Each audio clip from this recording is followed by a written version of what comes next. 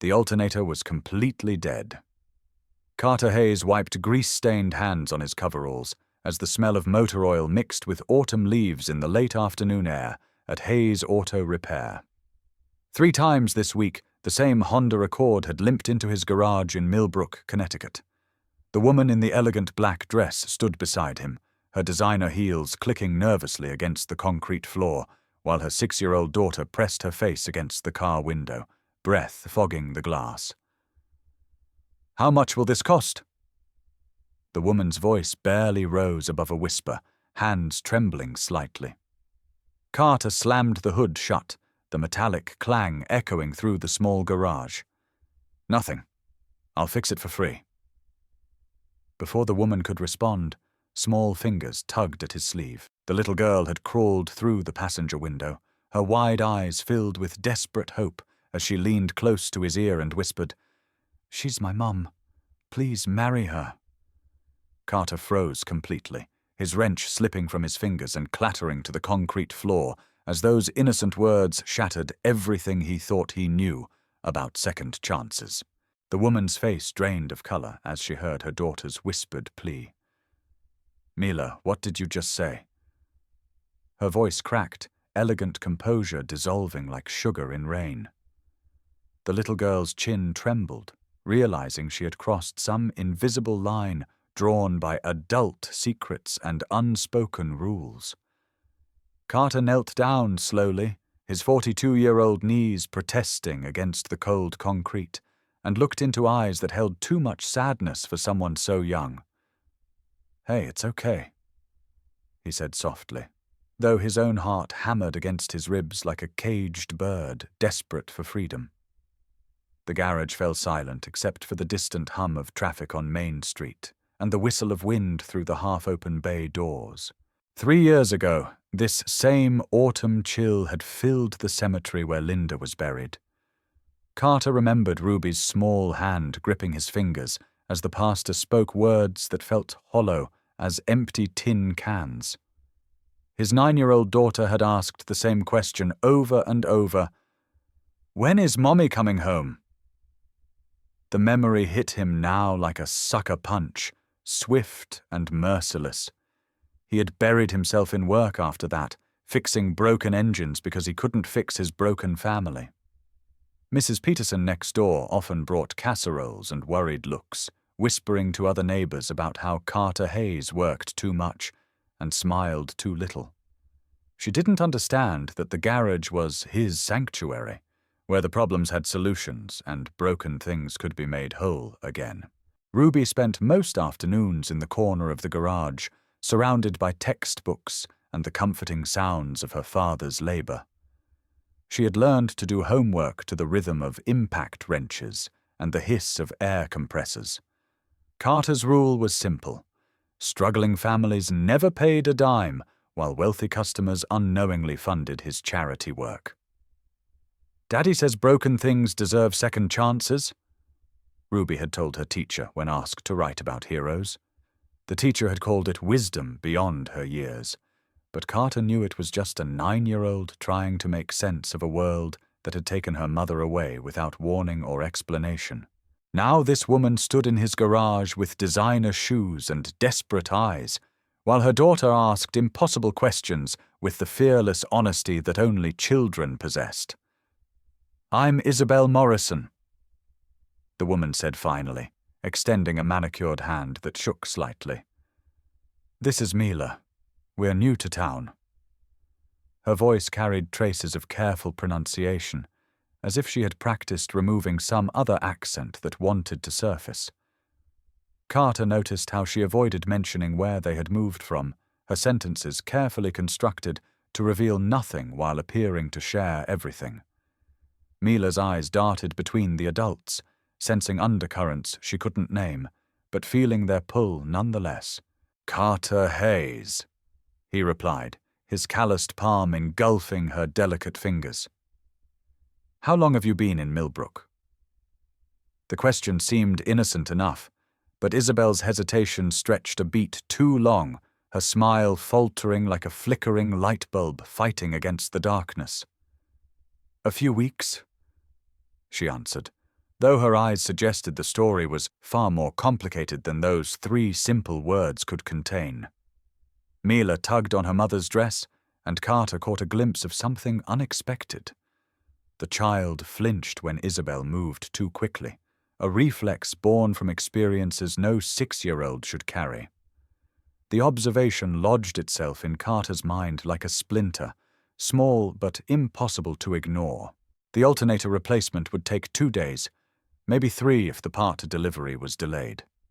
"I can give you a ride home," Carter offered, wiping his hands again, though they were already clean.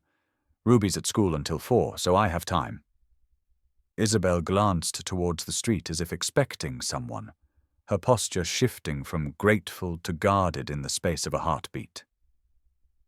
"That's very kind, but we can walk," she said, though her heels and Mila's tired expression suggested otherwise. Carter had seen this dance before, the careful choreography of people who had learned not to trust kindness, who viewed generosity as a trap waiting to spring. Something in Isabelle's past had taught her that accepting help always came with a price. "The Morrison place on Elm Street is 2 miles from here," Carter said gently. "That's a long walk for little legs." He nodded toward Mila, who was studying his tools with the intense fascination of a child who rarely saw such organized chaos. Isabelle's defenses wavered as she watched her daughter's curiosity bloom in the presence of someone who didn't shout or demand silence. The garage smelled of honest work and coffee gone cold, masculine scents that spoke of stability and routine. For a moment, Isabelle allowed herself to imagine what it might feel like to stop running, to plant roots in soil that might actually hold them.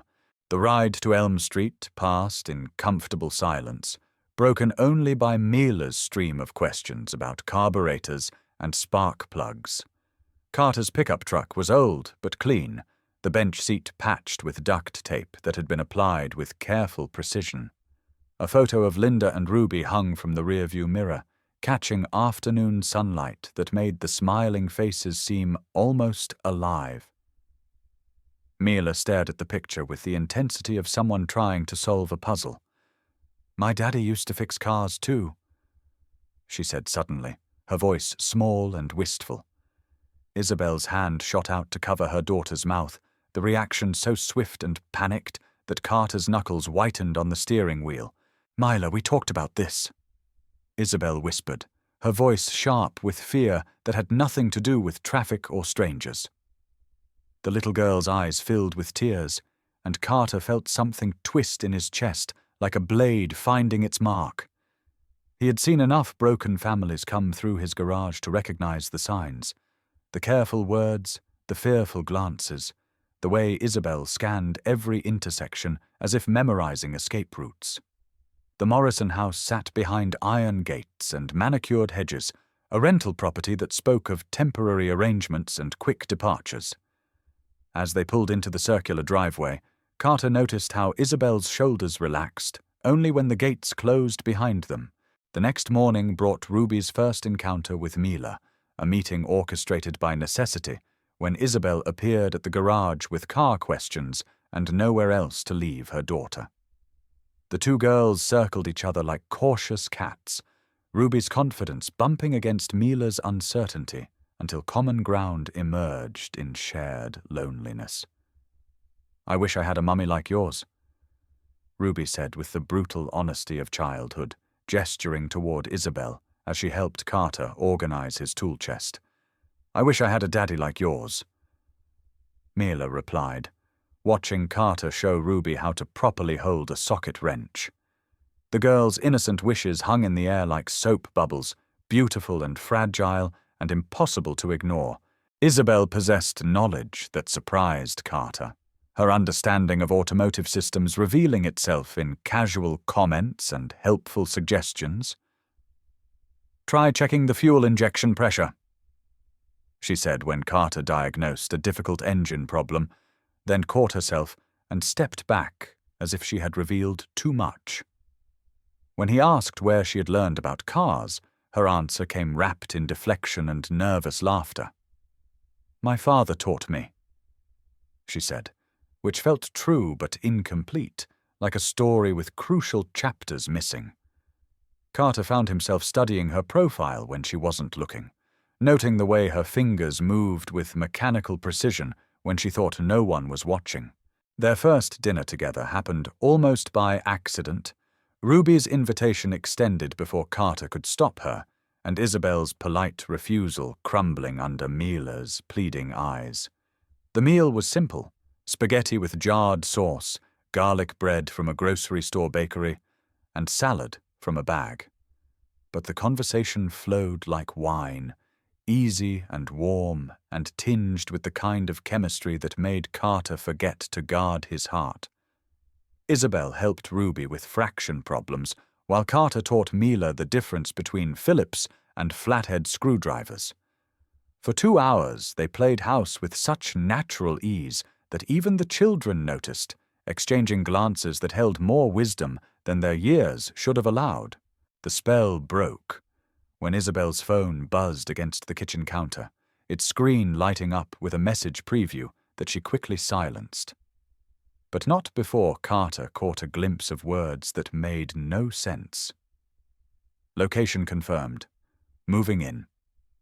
The color drained from Isabelle's face as she mumbled excuses about early meetings and bedtime routines. As she hurried Mila towards the door, the little girl looked back with eyes that held desperate apology, as if she understood that her mother's secrets were stronger than her own longing for normalcy. Carter watched from his front window as their taillights disappeared into the Connecticut darkness, leaving behind only the lingering scent of Isabelle's perfume and questions that multiplied like shadows at dusk. The week that followed brought a careful dance of approach and retreat, with Isabelle finding reasons to visit the garage while maintaining emotional distance that felt both practiced and painful.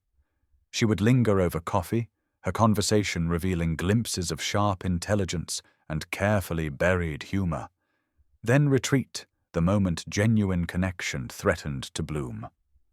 Carter recognized the pattern because he had lived it himself in the months after Linda's death, the way grief and fear could make even kindness feel dangerous. But Isabelle's wariness felt different, tinged with the kind of hypervigilance that spoke of threats more immediate than heartbreak. Their breakthrough came on a Saturday morning when Ruby's bicycle chain snapped during a ride to the park. Isabelle appeared as if summoned by parental telepathy, her hand steady and sure as she helped Carter make the repair. "You're good at this," he said, genuinely impressed by her mechanical instincts. "I had to learn," she replied, the words carrying weight that suggested necessity rather than hobby. For a moment, her guard dropped completely, and Carter glimpsed the woman beneath the careful facade, intelligent, resilient, and carrying burdens that would have crushed someone with less strength. The moment passed quickly, but it left behind the kind of understanding that doesn't require words. Rosie's Diner became their unofficial neutral territory, a place where conversation could flow without the intimate pressure of home-cooked meals and domestic spaces. The red vinyl booths and checkered linoleum floors provided the perfect backdrop for getting to know each other in carefully measured doses. Isabelle ordered her coffee black and her past in fragments, revealing details about her work as a financial consultant, while deflecting questions about her previous life with the skill of someone who had perfected the art of partial truth.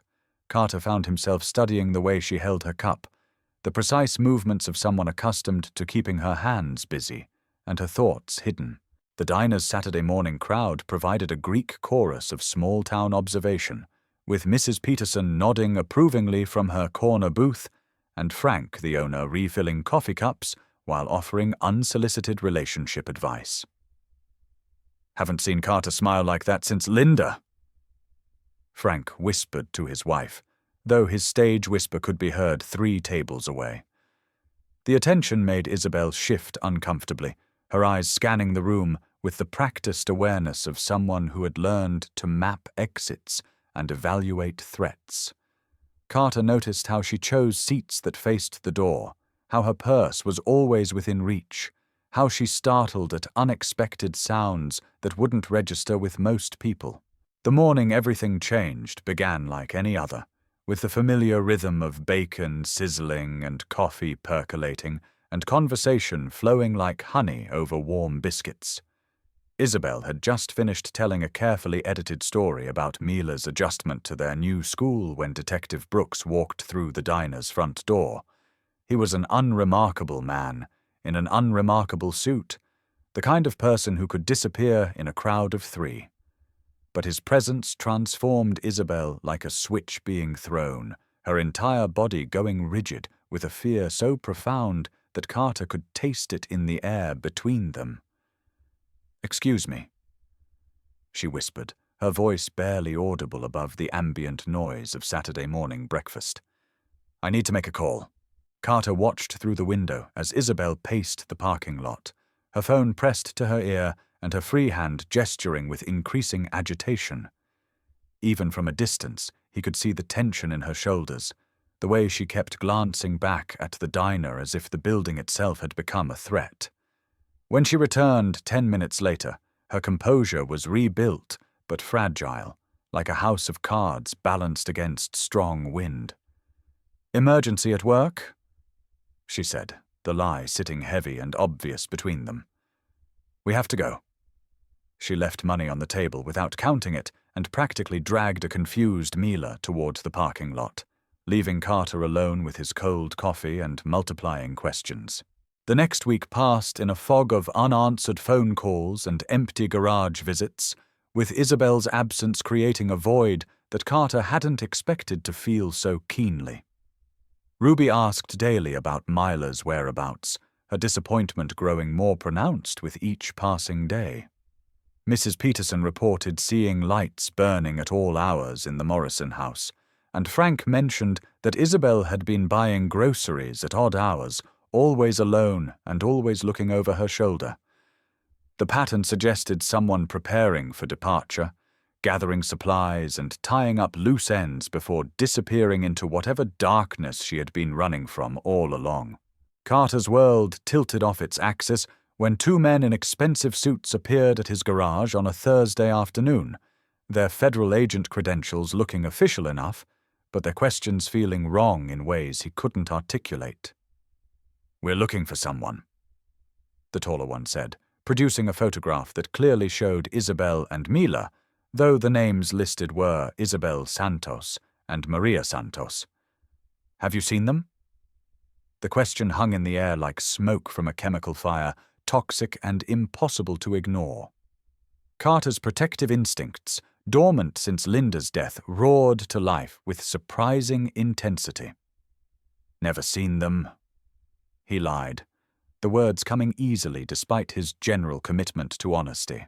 "These people are dangerous," the shorter agent said, his tone suggesting that Carter should be grateful for the warning. "If they contact you, call immediately." They left business cards with numbers that Carter didn't intend to use, their parting words echoing in the garage long after their black sedan had disappeared down Main Street.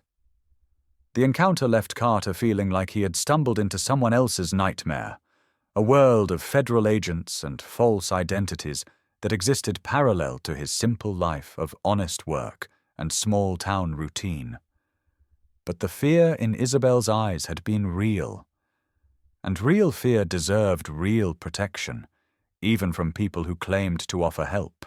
That night, as Carter lay in bed listening to the house settle around him, every creak and whisper took on sinister meaning. Ruby slept peacefully in the next room, her breathing steady and trusting, unaware that their quiet life had suddenly become complicated by forces beyond their understanding. Carter found himself thinking about the photo that had fallen from Isabelle's purse, the image of a man whose face had been deliberately torn away.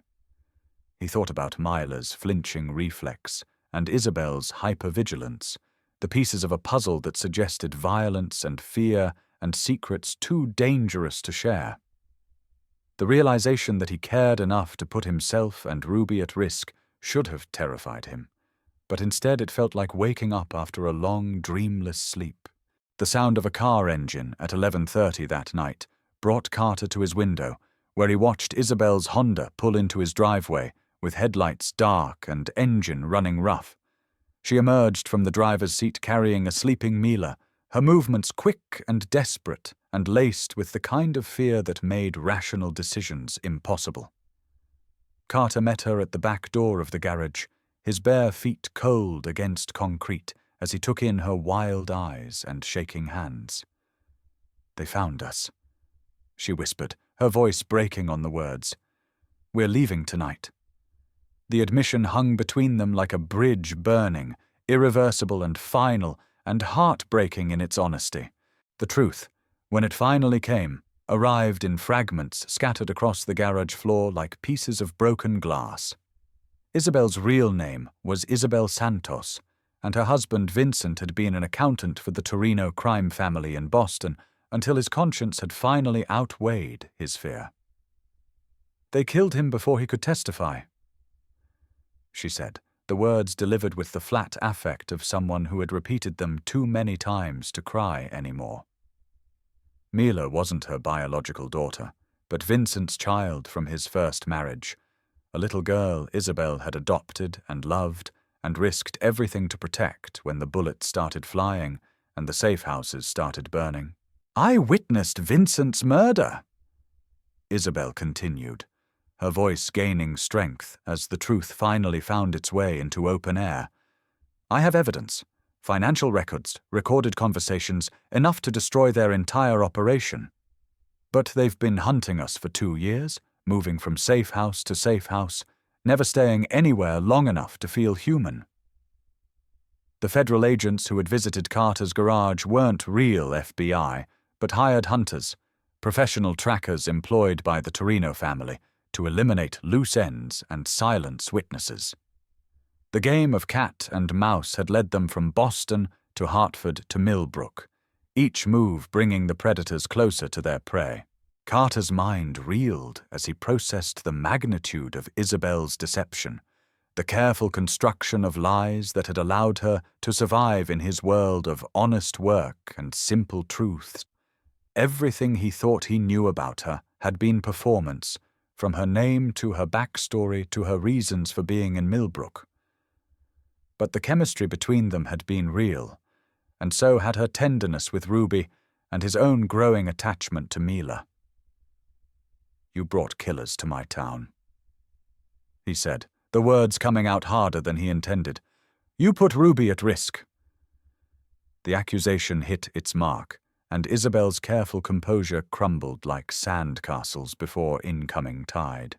"I never meant for this to happen," she whispered, tears finally breaching the dam of her self-control. "I should never have let myself care about you." The admission hung between them like a confession, raw and honest and impossible to take back. Carter felt his anger dissolving in the face of her genuine anguish, replaced by something deeper and more dangerous than mere attraction. "But you did," he said quietly. "And so did Ruby. And so did I." The words surprised him with their truth. The realization that somewhere between fixing her car and sharing dinner, he had begun to rebuild the part of himself that Linda's death had torn away. The sound of car engines cutting through the night air brought their conversation to an abrupt halt, multiple vehicles moving with purpose towards the garage. Isabelle's face went white with terror as she recognized the sound of her pursuers, the hunters who had tracked them across 2 states and 3 identities without ever losing the scent. "They're here," she breathed, gathering the still sleeping Mila against her chest. "We have to run." But Carter was already moving, his protective instincts overriding his survival instincts as he guided them toward the back office, where steel doors and thick walls might buy them precious time. The confrontation with Torres and his partner played out like a scene from someone else's nightmare, with Carter standing between trained killers and the woman he had begun to love without quite realizing it. "Where are they, Hayes?" Torres demanded, his gun drawn but not yet pointed, confident in his ability to extract information through intimidation alone. Carter's answer came from a place of courage he didn't know he possessed, his voice steady despite the hammering of his heart. "I told you before. Never seen them." The lie felt like armor, protecting something more valuable than his own safety. The physical altercation that followed was brief and brutal, with Carter's years of manual labor proving surprisingly effective against men accustomed to victims who cooperated out of fear. When Torres hit the concrete floor with a socket wrench print on his forehead, Carter felt a savage satisfaction that should have worried him, but instead felt like justice finally arriving at its destination. "Get out of my garage," he growled, the words carrying all the authority of a man defending his territory and his family. The fake agents retreated, but not before making threats that hung in the air like smoke from a funeral pyre. The arrival of Detective Brooks felt like deliverance, until Carter realized that another layer of deception was about to unfold, that the man who had seemed like a threat in the diner was actually salvation, wearing an unexpected uniform. "Special Agent Brooks, Federal Bureau of Investigation," he said, producing credentials that felt more authentic than anything Torres had carried. The explanation that followed rewrote everything Carter thought he understood about Isabelle's situation, revealing a truth more complex and hopeful than anything she had dared to believe during 2 years of running and hiding. Vincent Santos was alive, hidden in witness protection, while the FBI built their case against the Torino family and searched for the wife and daughter who had vanished before they could explain the plan. "He's been looking for his daughter for 2 years," Brooks explained, his voice gentle with understanding of the tragedy that had separated a family through good intentions gone awry. The irony was almost unbearable. Isabelle had been running from the very people trying to protect her, and Vincent had been searching for the family he thought he had lost to his own noble stupidity. The reunion between Vincent and Isabelle played out in Carter's garage like a scene from a movie he didn't want to watch. 2 people who had loved each other finding themselves on opposite sides of a chasm created by fear and misunderstanding. Vincent looked older and grayer than the photo Isabelle carried, worn down by 2 years of isolation and uncertainty. "You're supposed to be dead," Isabelle whispered, her voice thick with emotions too complex for simple words. "I had to let you think that," Vincent replied, his own voice breaking with the weight of decisions that had seemed necessary at the time, but felt cruel in retrospect.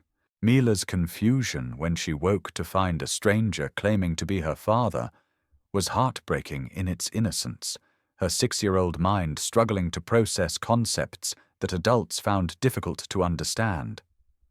"No," she said, hiding behind Isabelle with the fierce loyalty of a child who had learned to trust only one person in a world full of danger. "Carter is my daddy now."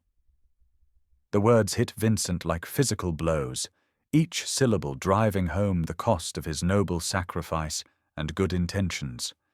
Carter felt his own heart breaking for all of them, for Vincent, who had lost 2 years with his daughter, for Isabelle, who had carried impossible burdens alone, and for Mila, who was being asked to navigate emotional territory that would challenge seasoned adults. The weeks that followed were a delicate dance of healing and adjustment, with FBI-recommended family therapists and carefully supervised visits designed to rebuild bonds that had been severed by circumstances beyond anyone's control. Vincent relocated to a safe house within driving distance of Millbrook, his witness protection status allowing for a new identity, but not yet a normal life. The process of reintroducing him to Mila required patience that tested everyone involved, but gradually the little girl began to recognize traces of herself in his face and mannerisms. Carter found himself playing an unexpected role in this unconventional family reconstruction, serving as neutral ground where Mila felt safe enough to explore her relationship with Vincent without abandoning her attachment to Isabelle. The garage became a sanctuary where a traumatized family could begin to heal, surrounded by the honest sounds of productive work and the comforting presence of someone who asked for nothing but their safety and happiness. Ruby embraced her expanded family with the adaptability of childhood, delighting in having more people to love and more stories to hear.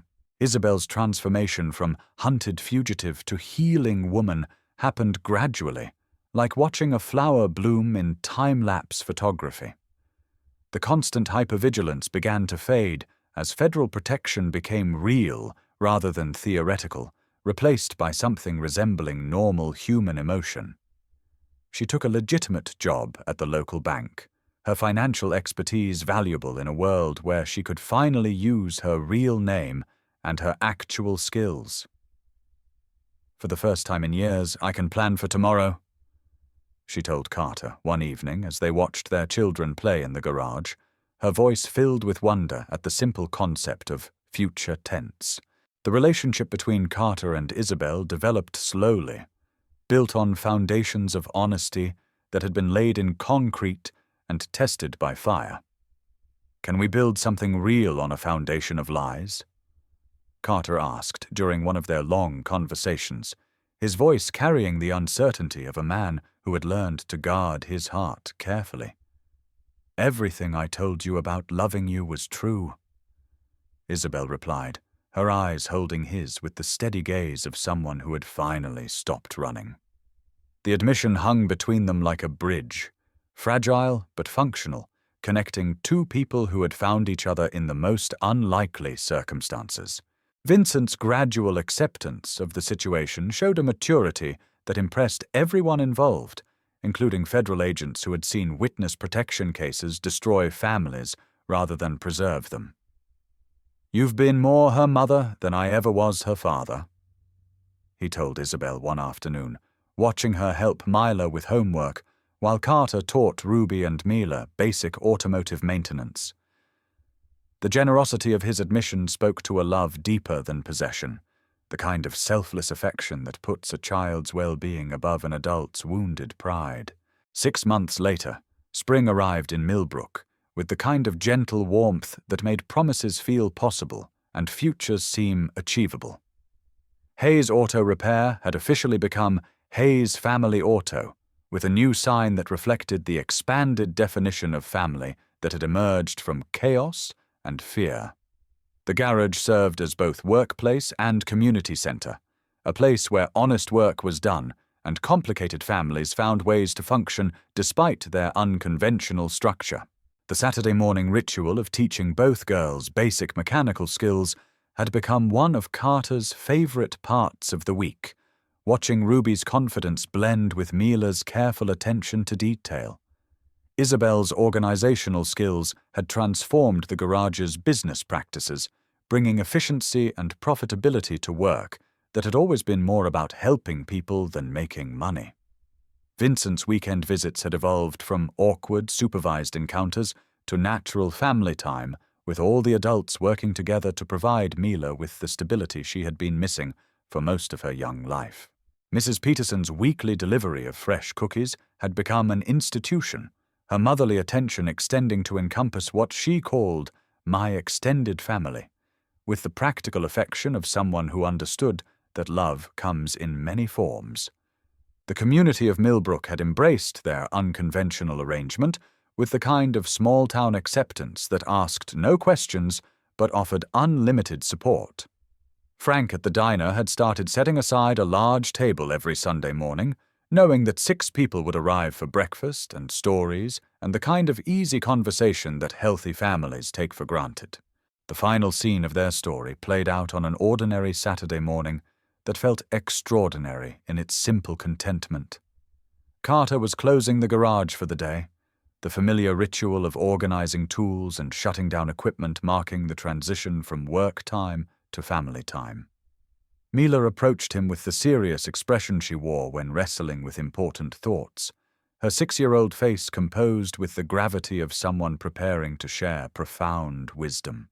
"Remember when I asked you to marry Mommy?" she said, her voice carrying the careful precision of a child who had learned that words mattered more than most adults realized. Carter knelt to her level, his rough hands gentle as he smoothed a strand of hair away from her face. "I remember," he replied, his voice soft with affection for this little girl who had walked into his life with impossible requests and revolutionary honesty. "I don't need you to marry her anymore," Mila continued, her statement delivered with the confidence of someone who had solved a complex puzzle through careful observation and logical thinking. "Why's that?" Carter asked, though he suspected he already knew the answer. Mila's smile was radiant with the kind of happiness that comes from understanding something important about the world and your place in it. "Because we're already a family," she said simply. "Marriage is just a piece of paper, right?"